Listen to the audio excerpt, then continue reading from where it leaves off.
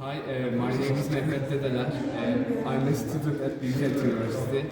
My department is Electrical and Electronic Engineering. Today I'm going to present an experiment which compares the coefficient of static friction and the coefficient of kinetic friction. In the first part of the experiment, I will measure the coefficient of static friction. In order to do that, I will have a wooden block and I will move one side of the wooden block up, and at the time the object starts to move, means that it passes the maximum value of static friction, and at that critical moment I will measure the angle.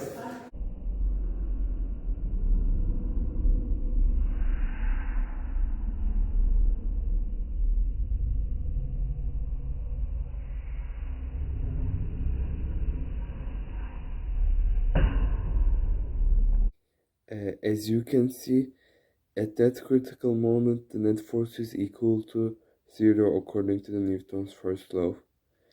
So we can easily find the static friction force. And by knowing the static friction force, we can easily calculate the coefficient of static friction. After all those calculations, we found coefficient of static friction equal to the tangent value of the angle between horizontal and wooden block.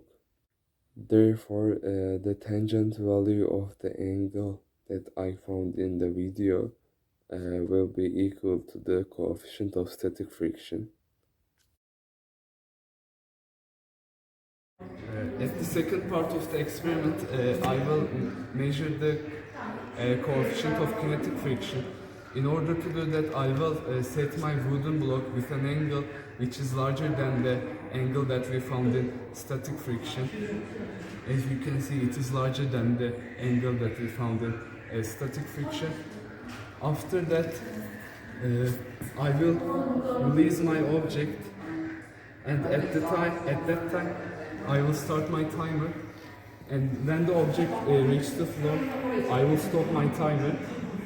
And since I know the distance it traveled and time, I can measure the acceleration.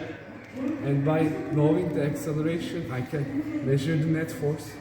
By knowing net force, I can measure friction force, which is kinetic. And by knowing kinetic friction force, I can measure coefficient of kinetic friction. I will repeat that process from 3 different heights that I measured the distance with my scientific ruler.